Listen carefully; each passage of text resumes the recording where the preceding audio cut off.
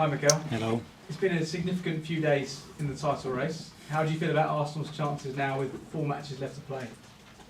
Now we are there. We have to look at ourselves and try to perform the best possible way, win our matches, and wait to see what happens. And that's what we discuss. Sounds a bit repetitive, but it's what we have to do.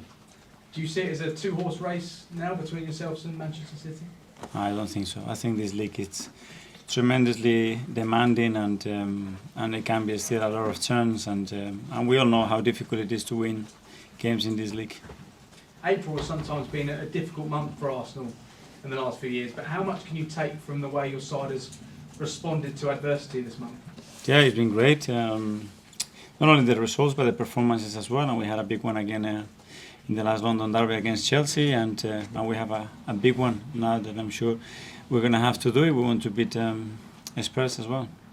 And you've virtually got everybody available for selection at the moment, so how much tougher and more resilient are this group, both mentally and physically, than in previous seasons? Yeah, availability, we mentioned that before, there was going to be something key. It's true, apart from Jurian, that is going to be very close, that we have everybody available, and that's a huge boost that elevates the training session, the competition between the players, and the alternatives as well, to pick the right lineup, to change the game, so it's something really important. And how much excitement does that give you, the growth in this side, both towards the end of this season, but also looking ahead to the next few campaigns? Yeah, obviously we are fully focused on this one because it's still a lot of at stake, and we really want to get the job done, and we know as well that obviously it's a very young team with a really bright future, and still a lot of room for improvement, and we will try to keep developing it. And on Tuesday night you said what your side has done physically has been unbelievable. Yeah. You've played 4 times since Tottenham's last match. How much of a factor do you think that could be on Sunday?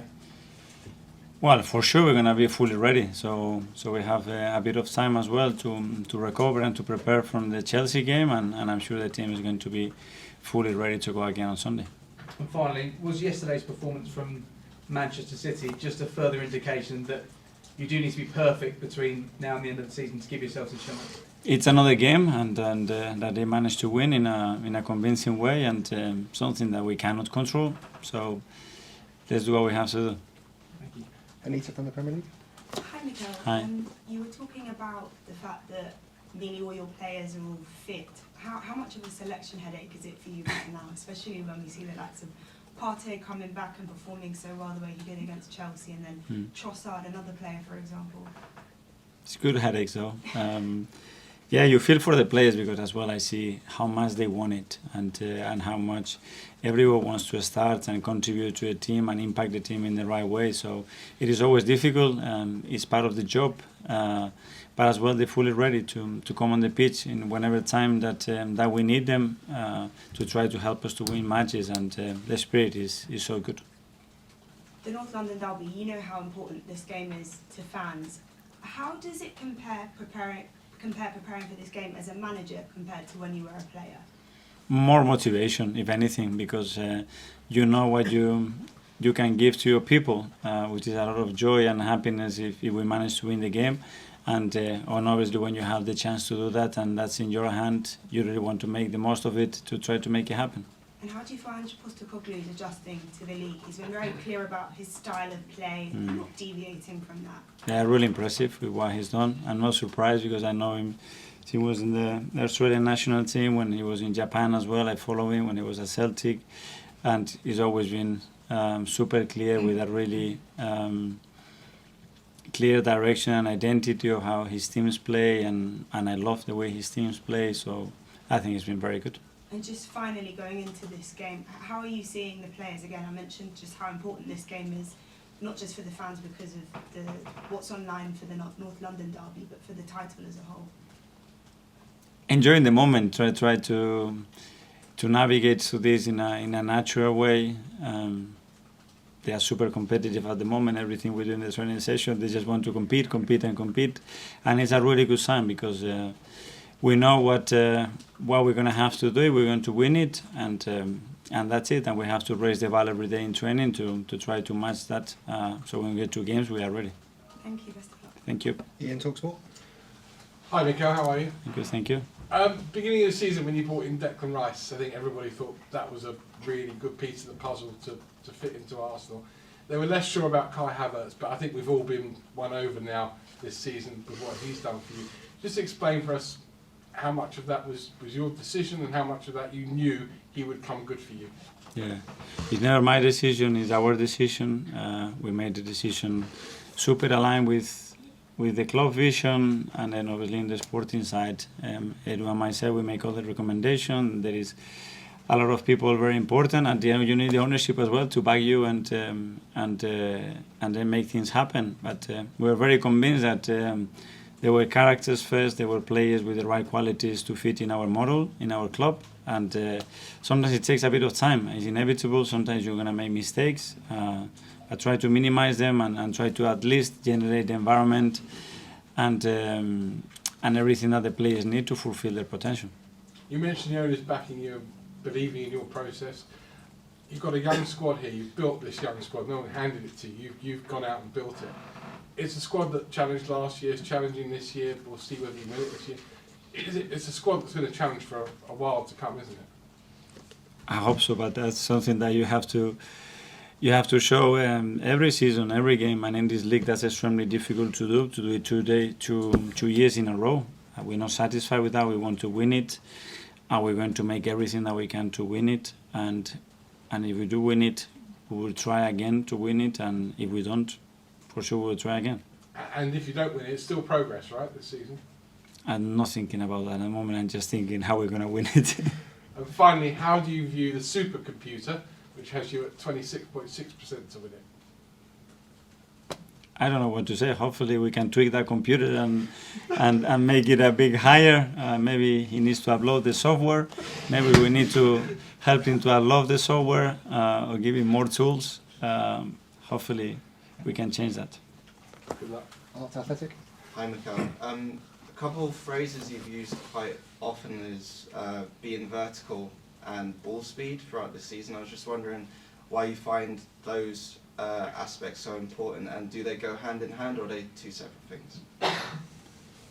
Well, depending on the moments of the phase of play, certainly, and the behavior of the opponent is all about that. It's all about what the opponent is trying to do, how can you hurt them, where the spaces are, and identify those moments to punish the opponents. But every game is different. Obviously, there are a lot of concepts and ideas around any way of playing, and for us these two are important, but there are many others, obviously. When we saw them both against Chelsea, can you get a sense of, okay, I'm going to see that today from the players, or are you like us, you just kind of find out when everyone else finds out? Well, there are certain games that you imagine the type of game you're going to play and try to explain to the players, this is what I think is going to happen, this I think why this is going to happen, this is how we can provoke this happening as well. And then it's about trying to make it happen and then use it. Mark, PA. Hi, Mikel. Hi. 2 years ago, similar time of the season, excuse me, losing my voice, you went to Spurs, chasing top four, and lost 3-0. I just wondered, for you personally, was that one of the hardest nights of your managerial career so far? And what did you learn about that, about you and your team that night? My memory is failing. I was more focused on the one of last year, much more positive. Do you think that game 2 years ago, you have a different core of players now? Do you trust this team almost more than you did back then to be able to deliver in the big moments? We've already seen it this season, I suppose, haven't we? I have always trusted my players, and then from there you can perform. I can get right or wrong decision as well to help the team to win or not win in the best possible way. It was a very particular match for many situations, that one as well, but certainly, of course, we learn, we try to evolve from there, we try to get a squad that is better equipped. We all had experiences as well that hopefully has helped us to develop and be better, and on Sunday we'll have to show it again. Simon, Standard. Mikel, it's 20 years to the week since the Invincibles went to White Hart Lane and got a result that won them the league. How much do you draw on that as inspiration when you're going into a derby like this? Well, I understand that, but that's not going to happen mathematically, even if we do win it. But there are moments, obviously, that are very important in our history, and I'm sure that a lot of players know about it. Certainly the staff and the ones that have been here long enough know about it, and it's about making our own history now. You were saying about the team being fully ready for the game. Do you think with Spurs you might have an advantage the fact they've had 2 weeks off, whereas you guys are in that rhythm of playing every 3-4 days? I don't know.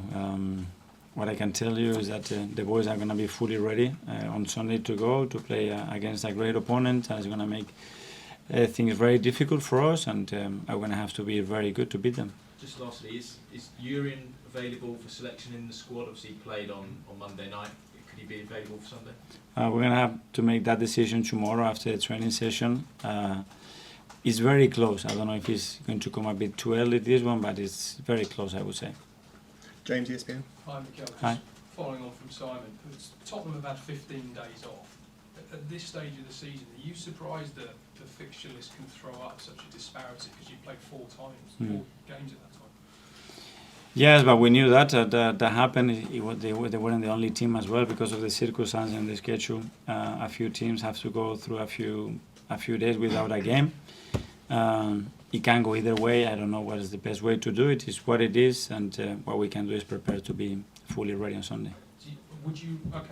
Different way of asking it. Would you rather have played 4 times, or would you rather have had 2 weeks off before this game? I love the fact that we played 4 times, and then we had some great experience, a really demanding week. We managed to have some really good results in the last 2, and obviously that boosted the confidence and the belief of everybody, and we are in a good place. A lot's made of Ange ball, they call it, the Postecoglou approach at Tottenham and how attacking it is. Are you expecting an open game on Sunday, or do you think they might tweak it a little bit out of respect for you and your team? Well, I don't know. I don't know what they would do. They haven't changed much. I think they've been very, very consistent, and I think that's been probably the biggest strength as well in what they've done. So you have to be prepared, and then in games things can change, and you have to be able to tweak things if necessary. And just finally from me, the players that you signed recently, Kai Havertz and Jorginho from Chelsea, Declan Rice from Tottenham, from West Ham, 2 clubs that don't have a great relationship with Tottenham. How much can that help you and help the players understand the hostile atmosphere that they're going into on Sunday? Yeah, we know, but I think it's an unbelievable atmosphere. It's a beautiful stadium. We played there a few times already, and it's a great atmosphere to play football. We know about the rivalry, but I think you have to put that aside. You have to live the game with the intensity and the passion that demands it, that's for sure. And on top of that, we know what we're playing for. So I don't think we need anything special because the game has got everything that you need as a player to go and enjoy it. Kaya, Football London. Hi, Mikel. Hi. You can officially finish above Spurs if you beat them at the weekend. I think even if you get a draw as well. For so long in the past, and when you were playing as well, Arsenal finishing above Spurs was almost one of the high points of the season and such a massive thing. But no one's really talking about it now. Is that progress? Is that a sign of how much you've progressed in your time in Champions League? I don't know, but I think we have to look at ourselves and what we want to achieve and what our goals are, and then evaluate that. And obviously you have to put that in the context of a league and a lot of clubs and teams that are super strong and make it really difficult for you. But I think that evaluation has to be related more about what we've done right, what we can still improve, and then make certain decisions in relation to that. But you can also qualify for Champions League for the 2nd consecutive season at the weekend. Again, that's something that no one's really talking about. But do you almost have to stop and think, wow, this is really good progress for the club? And then when you look back on that, you take a great sense of pride in the fact that no one's really talking about it. Everyone's talking about the title, and the standards have really risen. Yeah, we have to do it first, and once we do it, I think it's important to mention it and remember it, and then go to the next one. On AM, on DAB, via the talkSPORT app, and on your smart speaker. talkSPORT.